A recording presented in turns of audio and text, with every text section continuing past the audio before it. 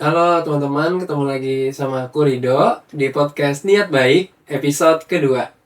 Hari ini kita kedatangan tamu spesial, yaitu Kak Pradika Danang, biasa disapanya Kak Dika.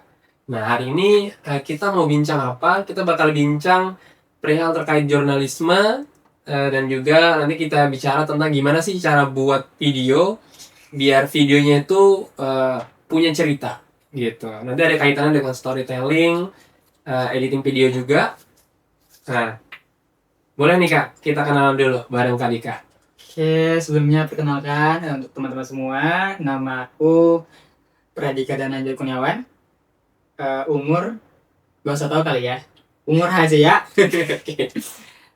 Sekarang saya, ya seperti yang udah dijelaskan tadi dengan Rido ya, kalau aku sekarang bekerja sebagai seorang video editor di salah satu lembaga kemanusiaan di Dami Akso. Apalagi nih yang perlu aku kenalkan? Dulu pernah bekerjanya Oke. bekerja di sini. Oke. Kalau dulu sebelum di Dami Akso, mungkin teman-teman tahu media berita TV namanya Kompas TV. Nah, kebetulan aku sebelum bergabung dengan Dami Akso sempat berkecimpung cukup lama di Kompas TV sebagai video editor dan juga jurnalis di sana, seperti itu. Berapa lama Kak? Kalau berapa lama? Ini kalau dihitung dari sebelum bekerja ya, jadi seorang video editor full time di sana itu hampir 5 tahun lah. 5 tahun. 5 tahun ya. Cukup lama banget ya. Lama banget. Oke. Nah ini kita mungkin boleh nih Kak, sedikit cerita tentang pengalaman dulu selama jadi jurnalis ya di Kompas TV. Nah ini gimana perjalanan karirnya sampai pada titik ini kan Kak Dika akhirnya fokus menjadi seorang video editor. Nah ini kita kan bisa tahu nih kira-kira ada insight apa perihal jurnalis ini. Kalau pengalaman pertama ya, sebenarnya awal pertama memutuskan untuk bergabung ke dunia jurnalis ya, bergabung ke Kompas TV sebenarnya alasannya simpel aja sebenarnya. Waktu itu tahun 2020 kebetulan aku fokusnya saat itu skripsi aja. Biasa orang-orang mahasiswa gabut yang gak ada kerjaan, cuma skripsian aja. Jadi akhirnya bingung nih mau ngelanjut kemana ya, maksudnya mau ngapain gitu untuk mengisi waktu kosong sembari juga skripsian. Dan akhirnya waktu itu ada dapat broadcast, sebenarnya broadcast dari grup BEM. Ada broadcast, ada pembukaan magang di salah satu stasiun berita gitu kan, Kompas TV waktu itu, Kompas TV Tenggarong. Kalau sekarang masih Kompas TV Tenggarong sih, tapi biasanya memang di Samarinda gitu kan. Nah, awalnya sih awalnya lebih ke penasaran aja sebenarnya.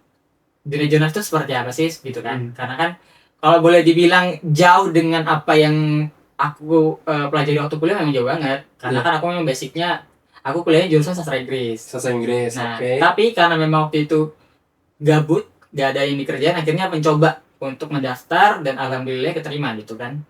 Akhirnya setelah melalui proses yang panjang, awalnya magang, setelah itu freelance di sana, dan akhirnya menjadi seorang full time video editor di sana, dan sampai 5 tahun lah. Itu semua jalannya selama 5 tahun di sana sebelum akhirnya memutuskan untuk resign dari situ, seperti itu. Boleh dong sedikit tentang hal apa yang pertama kali mungkin Kak Dika lakukan di sana? Kira-kira ada hal apa aja yang udah dilakukan di sana? Kalau kebetulan itu magangnya nggak spesifik ya mas, maksudnya tidak ada misalkan kayak harus video editor. Semua kita pelajari dari awal gitu kan, mulai dari menulis, terus sedikit juga memahami visual dan segala macam. Jadi memang ketika pertama kali bergabung magang di situ memang kita belajar basic semua tentang jurnalistik gitu kan. Dan ya awalnya pasti yang dilakukan adalah pertama mencoba untuk membuat berita. Membuat naskah berita sebelum kemudian nanti kita coba untuk ke next step-nya lagi nih, langkah selanjutnya itu mencari gambar atau mencari berita, seperti itu. Nah itu sih yang pertama kali dilakukan ketika waktu itu jadi magang ya. Kebetulan magangnya waktu itu sekitar 3 bulan. Sebelum akhirnya aku memutuskan untuk masih pengen belajar lagi di situ, dan akhirnya dikasih kesempatan situ sampai setahun. Terus tuh akhirnya jadi freelance di situ sebelum akhirnya ya udah jadi full time lagi di situ. Nah, aku nih penasaran Kak, kayak apa ya? Kayak tahapan gitu Kak. Misalnya orang-orang jurnalis gini. Kan karena kan berita itu pun kayak cepet banget ya. Kalau tiba-tiba ada suatu kejadian atau suatu peristiwa, sangat up to date gitu. Iya. Apalagi di TV-TV kan pasti kayak gitu. Nah itu gimana sih flow kerja di sana Iya. itu seperti apa? Biasanya itu kami kalau jurnalis itu memang biasanya setiap hari kita ada briefing, Oke. rapat redaksi lah istilahnya. Jadi memang biasanya kalau kalau di Kompas itu bisa jam 4 sore. Setiap sore setelah kita beraktivitas di kantor, nanti sorenya kita bakal rapat briefing. Kita memutusin nih kira-kira ada berita menarik atau hal menarik apa yang bisa kita liput besoknya. Nah, biasanya itu di situ didiskusikan di situ. Misalkan kita ada berita tentang ini, tentang pemerintahan misalkan, atau ada berita menarik nih tentang spot-spot liburan. Nah, biasanya kita bahasnya di rapat itu.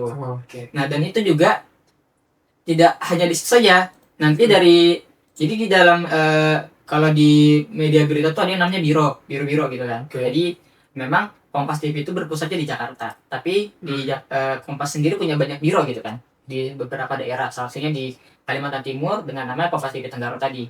Jadi nanti misalkan dari daerah masing-masing, misalkan dari kita nih Kompas TV Tenggarong, kita briefing, kita rapatkan kita mau ngikut apa. Nanti dari biro ini disampaikan langsung ke Jakarta. Nanti ada lagi rapat lanjutan. Nah, rapat pimpinan namanya. Jadi nanti pimpinan di tiap daerah merapatkan kembali gitu kan apa plan-plan mereka untuk besok, apa yang mau diliput dan apa nanti mungkin ada evaluasinya, ada sarannya seperti itu.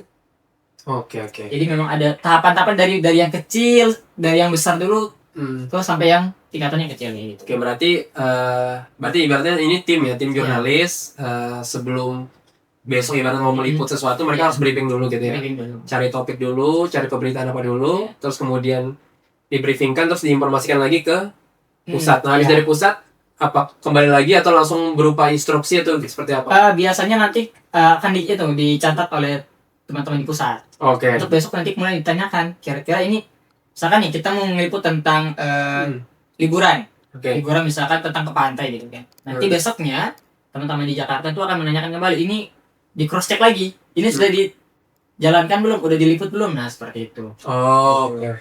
Tapi biasanya kita nggak begitu berpatokan sama apa yang ada di briefing kita gitu. Misalkan kalau keesokannya ada berita atau ada peristiwa yang mungkin dadakan yang tidak di luar dari ekspektasi kita, biasanya kita gitu. Misalkan kayak kebakaran, peristiwa kecelakaan dan segala macam itu kan di luar dari kendali kita ya. Nah, itu biasanya jadi sesuatu yang situasional sih sebenarnya. Kalau gitu berarti ada pembagian job desk ya berarti ya. Kalau saat itu Kak Dika posisinya sebagai apa saat itu? Kalau waktu itu posisinya sebagai memang sudah jadi video editor waktu itu. Oh, sudah jadi video editor. Iya. Jadi memang fokusnya adalah setelah dari teman-teman wartawan sudah ngeliput di lapangan, nanti videonya atau visual-visual akan dikirim ke aku. Nanti aku yang mengolah itu. Jadi sebuah berita yang teman-teman mungkin lihat di TV dan tayang di TV, nah itu ya berita-berita yang diolah oleh teman-teman ini video editor. Oke. Artinya kita bahasakan ini sebagai konten ya, konten berita. Nah, kalau dalam satu hari kira-kira kalau dari Kak Dika sendiri bisa ngeproduksi itu maksudnya produksi ngedit konten-konten berita itu berapa banyak biasanya? Kalau biasanya ya sebenarnya kalau di dalam briefing itu memang biasanya ada dua berita utama gitu yang harus ada gitu kan.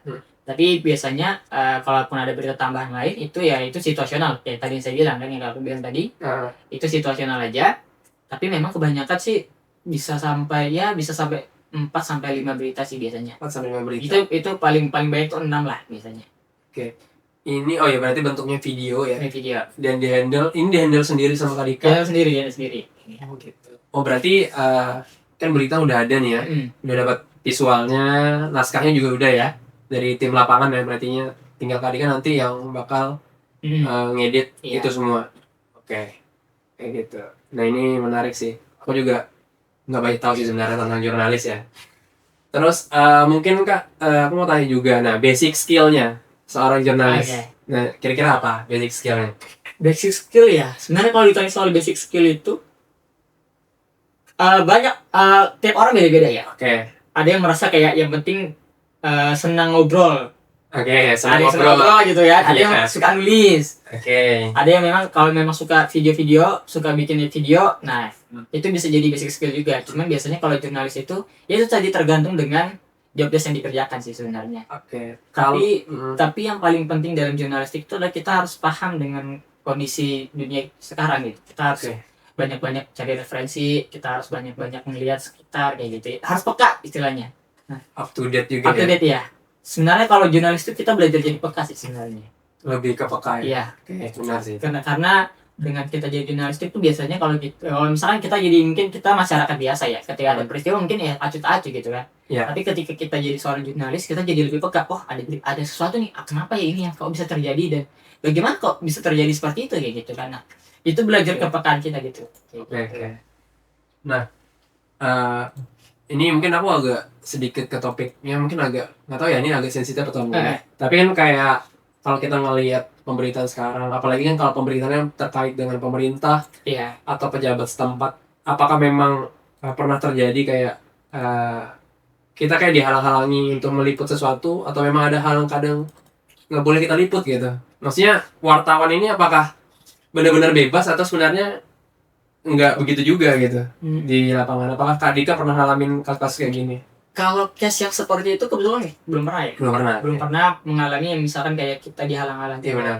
Entah itu oleh oknum tertentu ya untuk meliput berita, nggak pernah sih. Cuma memang teman-teman wartawan yang lain mungkin pernah mengalami hal seperti itu gitu kan. Apalagi kalau misalkan dalam konteks itu pemerintahan sih biasanya. Karena memang pemerintah tuh punya SOP-nya masing-masing. Misalkan pejabatnya tuh punya SOP masing-masing. Misalkan apa yang tidak boleh, apa yang tidak boleh dilakukan oleh wartawan, apa yang bisa dilakukan. Biasanya itu ada SOP-nya sendiri. Memang terkadang ada wartawan-wartawan nakal memang yang itu tidak mengindahkan lah SOP yang sudah diberikan kayak gitu. Gitu. Tapi juga memang terkadang ya kita sudah menjalankan tugas kita nih, SOP kita gitu kan. Cuma memang dari pihak entah ada oknum-oknumnya memang sengaja gitu untuk misalkan mengganggu jalannya proses peliputan dan segala macam. Pasti itu ada beberapa case yang seperti itu sih. Oke. Nah, berarti ada SOP ya. Nah ini juga saya bilang sebenarnya ini basic sih. Aku bertanya sebagai orang awam aja. Kalau misalnya kan ada pemerintahan kayak punya acara tertentu gitu, itu apakah memang biasanya media-media TV itu bentuknya diundang atau memang karena bentuk kepekaan aja mereka udah tahu duluan atau kayak apa? Biasanya diundang. Kalau acara-acara seremonial itu biasanya teman-teman wartawan diundang. Tapi tidak semua wartawan yang diundang. Gitu. Nah itu dan disitulah disitulah tugas media atau berita tuh ya supaya bisa dikenal gitu kan. Maksudnya ketika media tidak diundang oleh pemerintah berarti media mereka ya entah itu kurang kredibel atau kurang kurang berperan dalam menginformasikan berita atau bagaimana. Nah itu jadi salah satu PR juga untuk teman-teman media yang ada di luar sana, karena memang sekarang itu bisa dibilang media lokal itu udah banyak banget yang berdiri gitu ya, banyak yang sudah beroperasi juga dan banyak juga yang ternyata belum bisa dibilang media yang kredibel gitu, karena memang kalau untuk media-media berita tuh memang harus terdaftar dalam Dewan Pers. Nah, dan sekarang tuh masih banyak media-media berita tuh yang tidak tercantum dalam Dewan Pers, tapi mereka beroperasi gitu.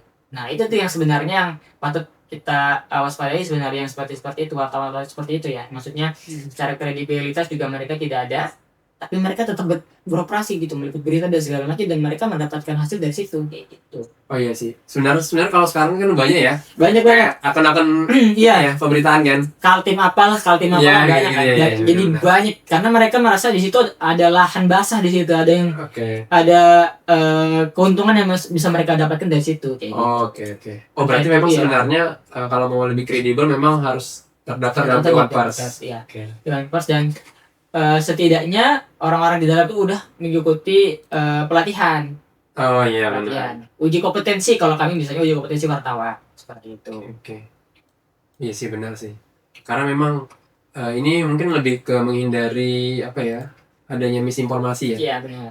Ke masyarakat, karena memang bagi orang-orang awam ya, mungkin dia nggak terlalu peka sama lingkungan sekitar, mungkin dia kayak mudah percaya sama informasi. Kita nggak pernah tahu juga ya. Ini benar apa salah, kita kadang nggak tahu. Pasti kadang 50% sampai 90% kita nganggap berita itu ya benar aja gitu. Apalagi orang-orang tua. Kita nganggap itu berita itu benar aja. Ada SOP, perihal jurnalistik. Terus, nah mungkin ini Kak, kita agak beralih sedikit ya pembahasan. Tadi kan kita udah bicara tentang jurnalistik secara umum juga, tapi juga secara sedikit spesifik ya. Bagaimana job desk teman-teman di bidang jurnalistik. Terus juga saya pengen sedikit ngulik lah perihal hari ini kan Kak Dika udah bekerja sebagai full time video editing. Tentunya kalau dari saya pribadi sih punya pandangan kalau jadi seorang video editing ini kayak juga punya pemahaman terkait skripnya, gimana ngolah antara video sama ya skrip yang ada biar videonya ini kayak punya cerita gitu. Iya. Jadi informasi kita kayak nggak sekadar nonton aja gitu kan, tapi kita kayak dapat feel-nya gitu, emosi kita bakal terbangun yang ngeliat video itu. Nah kalau dari Kak Dika sendiri, nah ini boleh sedikit sharing gimana, entah Kak Dika punya cara seperti apa Kak nyusun hal kayak gini, atau ada step-step tertentu yang harus dipahami dulu lah dalam ngedit video. Step-stepnya ya. Mungkin untuk secara umum dulu kali ya. Boleh. Karena kebetulan aku juga punya cara tersendiri gitu. Oke, nggak apa-apa. Karena kan setiap orang tuh punya pace yang berbeda-beda, Yes. cara mereka untuk mengeluarkan sisi kreativitas mereka seperti apa. Iya. Cuman kalau basic secara umum ya untuk video editing itu sebenarnya kalau yang penting tuh tahu komposisi sih sebenarnya. Oke. Kalau ini untuk secara visual ya. Iya. Yang penting kita tahu secara pasti komposisinya seperti apa. Itu juga kita. Yang penting tuh pertama banget yang perlu kita lakukan ketika kita ingin membuat sebuah video, untuk ketika kita ingin membuat berita itu ya adalah goalsnya, tujuannya. Nah, Kita harus menentukan tujuan dulu. Kita ketika kita mau bikin video, tujuannya ini buat apa? yes. Apakah ini untuk mengajak orang, atau apakah ini cuma untuk senang-senang, untuk makan, atau untuk menyalurkan keinginan kita gitu, mengekspresikan diri gitu. Oh iya. Nah karena kalau kita tidak punya goalsnya, kita nggak tahu goals kita mau bikin video untuk apa, ya kita pasti akan bingung nantinya. Oke. Dan ini sering terjadi kepada teman-teman editor ya, ketika ketika mereka tergiurkan dengan maksudnya kayak engagement dan segala macam, ya mereka asal bikin aja gitu kan, asal bikin dan nggak tahu nanti apakah impactnya seperti apa gitu kan. Nah kalau aku sendiri aku punya mindset bahwa ketika kita membuat sesuatu tuh kita harus mempertanggungjawabkan itu gitu. Oke. Ada value yang harus kita bawa kayak gitu. Benar. Jadi itu mindset yang selalu aku bawa ketika aku membuat video. Jadi nggak kayak asal-asal bikin aja ya udah serah dah nanti kayak Ngedit aja gitu ya. Yang penting visualnya bagus gitu. Visual bagus dah tak dah jadi dah gitu. Kalau aku mungkin karena itu tadi, karena udah basicnya di jurnalistik ya. Iya benar. Jadi ada sesuatu standar sendiri gitu buat aku untuk membuat suatu video gitu. Setidaknya ada pesan atau enggak ada value yang nilai yang tersampaikan ketika mengedit sebuah video itu, bukan asal-asalan seperti itu. Yes. Dan ya itu sih mungkin masih banyak yang menyepelekan itu ya, misalkan kayak yang penting ada videonya gitu. Nah aku tuh bukan tipikal yang kayak bukan tipikal yang seperti itu. Aku tipikal yang setidaknya ketika bikin video ada value-nya, ada impact-nya, ada sesuatu yang berdampak lah untuk orang seperti itu. Oke. Jadi yang paling utama tuh kita harus tahu goals kita dulu mau apa. Sebenarnya kan kalau aku rasa kalau sekarang itu bapak-bapak pun pegang HP udah ngerekam video itu udah bisa dijadikan suatu dijadikan suatu video, sudah jadi konten gitu kan. Nah yang jadi terpenting adalah gimana kita ngolahnya. Bagaimana kita cara ngolahnya. Bahkan orang dengan HP pun bisa membuat suatu video jadi sinematik kan. Nah jadi itu tergantung dari mindset dan dari orangnya sendiri gitu. Mereka ingin menjadikan sebuah video ini seperti apa kayak gitu.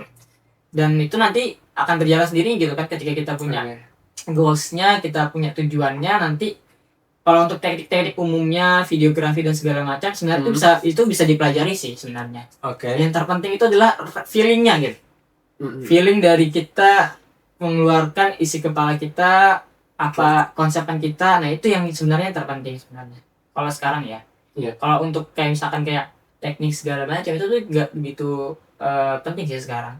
Bahkan sekarang pun video-video biasa aja bisa jadi 5 miliar, 6 miliar yang nonton, 6 juta yang nonton kan.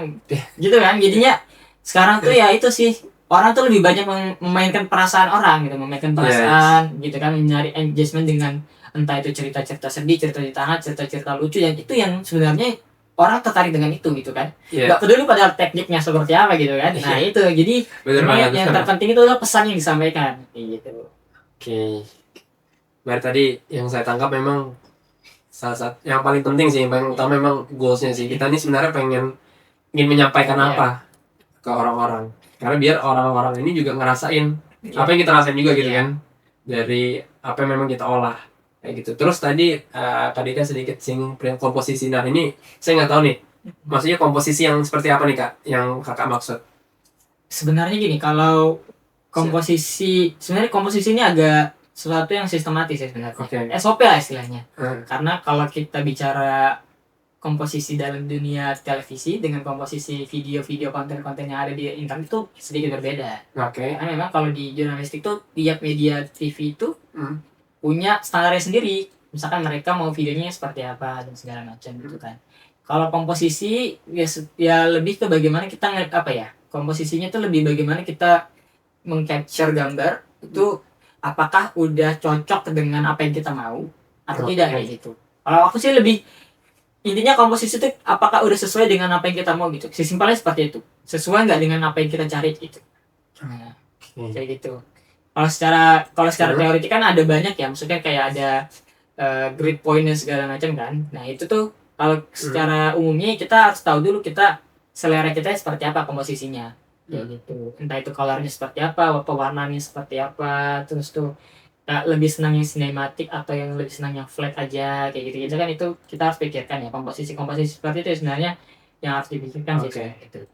Nah itu benar banget sih karena ini juga mau saya tanya juga nih kayak kalau dari Kak Dika sendiri apakah kan misalnya kan kita dapat bahan visual dulu gitu terus baru ngurusin skripnya. Karena ini kan jadi satu kesatuan ya kayak scripting dari naskahnya itu videonya sama visualnya kan kadang kan bahan video ini kan kayak banyak banget ya Kak. Iya. Nah kalau dari Kak Dika tuh gimana Kak biasanya untuk nge-handle ini? Apakah Kak Dika ini memang fokus nyusun footage dulu nyusun dapat feel-nya doang kayaknya udah bagus ini kan visualnya baru nanti masukin ini atau waktu yang bersamaan atau kayak apa Kak? Oke, kalau aku itu memang biasanya diruntut dibikin bertahap. Misalnya kayak pertama fokus ke visual dulu. Visual kita potong-potong gitu kan. Kita pilih mana yang kita mau pakai, mana yang mau kita pakai. Kemudian nanti kalau sudah baru kita fokus ke audionya. Audionya gimana, aman atau tidaknya. Nah, nanti kalau sudah semua clear baru kita lanjut ke proses editing. Editing ini misalkan kayak color gradingnya, efek-efeknya seperti apa. Nah, biasanya itu dibagi ke 3 tahap seperti itulah misalkan. Simpelnya seperti itu. Jadi aku bukan tipikal yang semuanya langsung dihajar gitu Iya, benar. Nyampi gitu ya. Nyampi satu footage mungkin audionya bagus ya. Nah, enggak, aku tuh biasanya ya aku kumpulin dulu jadi satu kesatuan, terus nanti dicek audionya seperti apa, terus kemudian nanti di color grading, di edit segala macam, dikasih efek dan segala macam itu bisa belakangan kayak gitu. Iya sih. Kadang kan orang kan terlalu excited kayak memang fokus kayak misalkan kayak langsung grading aja gitu. Misalkan footage pertama dikasih transisi gitu. Footage kedua, nah biasanya kayak gitu.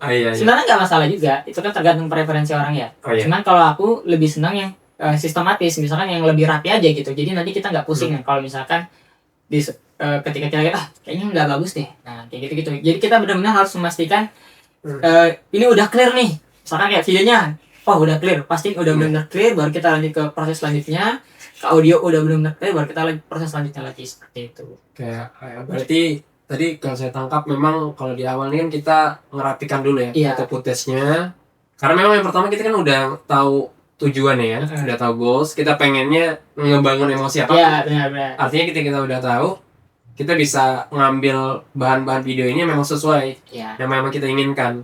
Setelah selesai baru kita ngolah audio, setelah audio selesai baru kita final ininya kita bakal ngedit videonya kayak nambah efek atau color grading kan biar lebih hidup ya. Iya. Oke. Nah, itu menarik sih. Itu menarik sih karena jujur aku juga baru tahu proses ngedit karena hari ini juga baru masih belajar ngedit video, apalagi video masih video basic. Kan kebanyakan kalau sekarang kan kita kayak gampang banget ya karena kan ada template sekarang. Benar. Template. Dan ya beberapa aplikasi sekarang udah nyediain berbagai fitur yang memang sebenarnya bagi pemula itu mudah lah ya. Sangat friendly lagi bagi beginner kayak gitu. Tapi aku salut banget kalau buat orang-orang yang memang dia memang benar-benar detail gitu kan, nggak berpatokan pada template tapi memang mungkin udah terbiasa ya. Betul. Udah hafal dengan flow kerja sendiri. Nah terus mungkin juga mau nanya Kak, eh, kesalahan umum lah yang sering dilakukan seorang editor. Selalu Ya, kesalahan umum yang sering dilakukan seorang editor. Ini sering banget sih, dan aku juga sering terjadi sih. Biasanya menjadi kalau dalam media TV itu sebenarnya kalau di televisi ya visual tuh nggak apa-apa, nggak begitu bagus, goyang-goyang, yang penting audionya ada. Oh gitu. Kalau audionya jelek udah itu video nggak jadi tuh, nggak bisa diolah. Okay. Dan terkadang yang jadi permasalahan itu ada audionya sih biasanya. Nah, sepenting itu ya berarti ya untuk audio. Oke. Kita bisa ngontrol komposisi video kita mau dari mana, tapi kalau audio itu susah. Yes. Karena apalagi kalau misalkan di kondisi yang tidak mengenakan, contohnya di keramaian, kita kan nggak bisa ngontrol orang itu. Oh ya dia bakal bocor ya. Bakal bocor dan segala macam. Nah itu sih sebenarnya yang lebih banyak dijadikan masalah gitu. Jadi permasalahan oleh teman-teman di video editor itu biasanya audio sih yang biasa jadi masalah. Karena audio itu yang jadi istilahnya kalau video itu nasinya, audio itu lauknya gitu. Kalau nggak ada itu nggak ada feelingnya, nggak ada gitu kan? Iya. Hambar lah ya. Hambar jadinya kan. Iya sih. Jadi gitu. Jadi memang selama aku di jurnalistik itu yang menjadi permasalahan itu adalah audio. Meskipun bukan audio dari aku yang rekam ya, dari teman-teman mungkin kadang tuh ada aja hal yang terjadi gitu di lapangan, entah itu baterai mic habis, entah itu ketutupan suara motor, kendaraan dan segala macam. Nah itu kan bisa jadi PR banget ya buat teman-teman di editor ya, seperti itu sih. Itu sih yang sebenarnya jadi sering jadi permasalahan juga di video editor gitu, yang mengakibatkan ya itu tadi kita nggak bisa memaksimalkan potensi yang ada. Misalkan visual udah bagus segala macam gitu, tapi audionya nggak ada, audionya kurang. Nah itu tuh yang jadi permasalahan sebenarnya. Oke. Nah berarti memang ini sebenarnya yang harus kita perhatikan ya, apalagi teman-teman di lapangan ya, yang ngambil footage. Karena kan sebenarnya emang sering kayak gitu ya. Karena kita fokus pengen nyeting device kita, kamera kita, tapi lupa untuk ngatur audionya duluan, kayak gitu, atau ngecek duluan. Walaupun sekarang sih sebenarnya teknologi perekam suara kan udah ada kayak noise cancellation. Iya, cancellationnya udah ada gitu. Tapi kan tetap aja kita juga harus memastikan suara yang masuk ini kan jernih lah. Iya. Bener sih. Karena ya kalau video tanpa suara tuh kayak hambar aja gitu. Krik-kriknya apa gitu kan. Krik-krik mau visual sebagus apapun. Iya, nggak ada feel-nya, nggak dapet jadinya. Iya sih. Benar. Nah, kita udah bincang tadi jurnalis, kita udah bincang terkait video editing. Nah, sekarang kita bincang karena hari ini saat ini Kak Dika udah jadi mentor di Indiva Creator Academy. Jadi untuk mengajar atau melatih di bidang editing video lah. Nah, ini saya mau tanya aja sih. Kak Dika ketika hari ini udah posisinya jadi mentor nih, mungkin yang pertama inspirasi Kak Dika lah, kenapa ingin jadi seorang mentor? Jadi mentor? Iya, kenapa mau jadi seorang mentor? Jadi mentor ya? Jujur ya, kalau di mentor Indiva itu aku baru banget sebenarnya. Oke. Ya aku baru banget mentor di sini, karena memang aku di tempat kerja aku yang baru kan, aku memang belum ada setahun ya. Yes. Baru setahun gitu, dan kemudian diajak untuk menjadi mentor itu juga baru beberapa bulan gitu kan. Oke. Jadi memang sebenarnya ada timbul rasa kekhawatiran aja sebenarnya. Karena aku bukan tipikal orang yang teoretik banget gitu. Aku tuh juga belajar videografi itu juga otodidak sebenarnya kan. Otodidak, nyari di YouTube, terus tuh praktekin sendiri dan dapat kayak gitu, dan bukan tipikal yang nyari course segala macam gitu kan. Iya. Jadi memang ada beban tersendiri lah. Kira-kira ini enggak ya, tersampaikan enggak ya ketika ingin melakukan proses editing, atau misalkan mungkin memang banyak teman-teman yang mungkin yang bertanya juga gitu kan, teman kampus, teman-teman akrab lah, bilang kan mereka butuh bantuan untuk edit video dan segala macam, pasti ada banyak juga kan. Yes. Cuman ya itu tadi, aku ngerasa kayak setiap orang kan punya ide kreativitasnya masing-masing ya. Dan aku merasa aku pengen menyalurkan itu gitu. Aku ingin menyalurkan ide-ide aku, dan mungkin bisa jadi motivasi juga untuk teman-teman di luar sana yang ingin belajar gitu kan. Karena menurut aku, karena awalnya juga aku di video editing juga begitu familiar ya, sebelum memang benar-benar terjun banget kan. Meskipun memang aku senang hal-hal yang berbau visual lah. Cuman kan memang waktu itu tidak begitu mengenal dengan video editing dan segala macam. Setelah terjun kan, aku merasa bahwa ini suatu bukan hanya sebagai pekerjaan ya, mungkin ini sudah jadi bagian dari hidup gitu. Karena dengan kita jadi editing video, dengan kita belajar visual, videografi dan segala macam itu juga sebagai bentuk ekspresi diri kita juga gitu. Gitu. Fun fact-nya adalah, ini fun fact sebenarnya, mayoritas orang-orang yang bekerja sebagai video editor adalah seorang introvert. Yes. Itu fun fact-nya. Iya. Nah, kenapa begitu? Karena orang-orang yang introvert itu cenderung mereka lebih senang menghabiskan waktunya sendiri. Iya. Dan mereka tuh tidak punya media untuk mengekspresikan diri selain ya itu tadi, melalui diri dia sendiri. Dan menjadi seorang video itu tuh merupakan media mereka untuk mengekspresikan diri gitu. Dan itu yang jadi motivasi aku juga untuk jadi mentor ya. Aku ingin membuka ruang lagi nih untuk teman-teman mungkin yang di luar sana kayak bingung mengekspresikan diri seperti apa.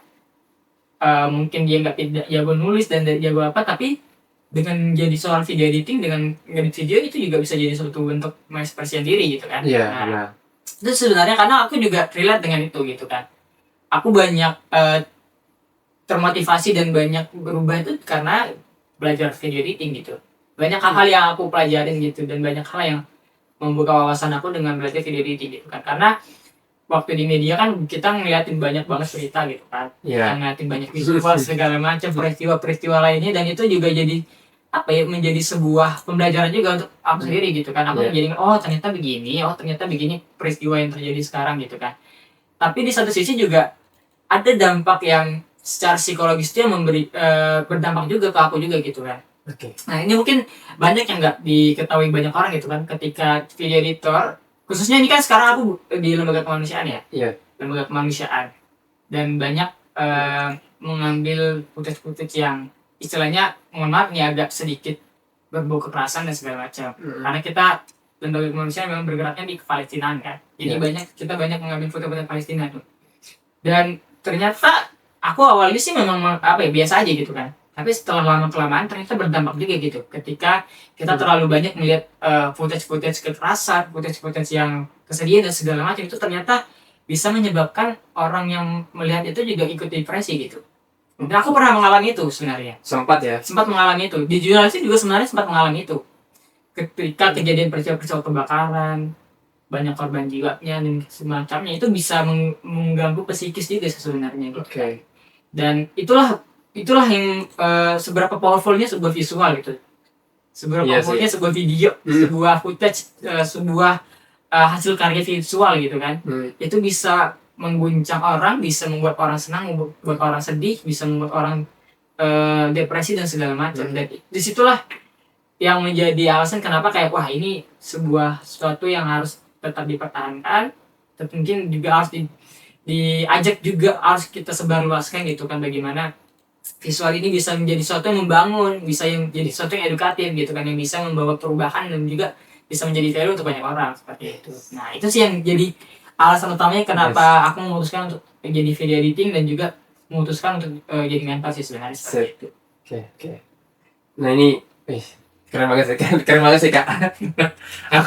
aku sampai speechless sebenarnya, karena maksudnya sedalam itu kalau cuma kita ngeliat dari sudut pandang sama editor. Kalau selama ini kalau saya ngelihat seorang video editor kan adalah pemain di belakang layar ya, hanya di balik meja kan, di belakang meja. Tapi hari ini Kak Dika sendiri udah ibaratnya nunjukin juga, ngasih contoh juga kalau sebenarnya walaupun kita ini sebagai video editor dan sebagai dikenal sebagai orang-orang introvert ya bahasanya kan, tapi ternyata kita juga bisa memberikan impact yang lebih jauh lagi kan. Selain kita bikin visual yang bagus dan ibaratnya membuat konten yang punya cerita, tapi kita juga bisa lebih banyak lagi memberikan value kita ke teman-teman. Ya tadi lewat misalnya jadi mentor, ngajarin orang kayak gitu. Nah ini mungkin lebih ke closing statement sih, karena kita udah di akhir. Ini mungkin closing statement dari Kak Dika, mungkin nggak perlu banyak, mungkin kira-kira pesan apa yang mau Kakak sampaikan kepada anak-anak muda ataupun ya mungkin orang yang ingin menjadi seorang content creator kan, Karena kan memang basic apa yang tadi sudah sampaikan itu kan diperlukan ya. Kira-kira pesan apa yang mau kakak sampaikan buat teman-teman? Oke. Kalau aku sih aku selalu punya keinginan jadikan video itu sebagai sebuah diary kita gitu. Oke. Maka aku berharapnya juga ketika teman-teman terjun ke dunia videografi, video editing, jadikanlah videografi itu sebagai ruang kita bercerita, ruang mengekspresikan diri. Yes. Untuk teman-teman yang mungkin ya tadi aku bilang mungkin kebanyakan dari teman-teman adalah orang yang di belakang layar, mungkin tidak suka bersosialisasi atau mungkin lebih senang menyendiri. Ini bisa menjadi ruang bercerita teman-teman juga. Teman-teman juga yang senang bersosialisasi, yang ekstrovert, yang senang dengan dunia luar juga, itu bisa menjadi ladang bercerita kita gitu. Jadi jangan jadikan video editor itu video edit itu sebagai pekerjaan aja gitu, tapi jadikan itu a part of life, bagian dari hidup, bagian dari kita untuk menceritakan apa yang kita inginkan, apa yang kita rasakan, apa yang kita inginkan, dan apa yang kita harapkan. Seperti itu sih. Oke. Keren banget. Ya, mantap sih Kak. Jadi buat teman-teman tadi mungkin ini kayak seni mengekspresikan diri gitu. Benar. Ya. Seni mengekspresikan diri teman-teman. Jadi video editor bukan sekedar kita di depan komputer ngedit, tapi ini adalah seni kita mengekspresikan diri kita agar apa yang kita olah ini jadi sesuatu yang impactful kepada banyak orang. Benar. Oke. Nah mungkin itu hari ini teman-teman. Sebelumnya Kak, makasih banyak udah hadir di podcast Niat Baik, udah sharing perihal jurnalistik, seputar video editing, dan juga tadi sharing pengalaman juga menjadi seorang mentor. Semoga tadi apa yang udah disampaikan sama Kak Dika bisa diterima sama teman-teman semua, bisa dipahami. Karena menurut aku banyak banget insight yang hari ini mungkin nggak banyak orang tahu. Nah hari ini dengan teman-teman nonton di podcast Niat Baik, di episodenya Kak Dika ini, teman-teman bisa dapat insight yang banyak gitu. Perihal jurnalistik, video editing, dan juga tadi pengalaman menjadi seorang mentor. Inspirasi lah menjadi seorang mentor. Oke teman-teman, hari ini kita cukupkan podcastnya. Sampai ketemu di podcast Niat Baik di episode ketiga dengan narasumber yang insya Allah akan keren-keren lagi ya. Kita bakal datangkan narasumber yang keren-keren lagi dan bisa ngasih insight yang luar biasa buat teman-teman semua. Sampai ketemu di episode berikutnya. Bye bye.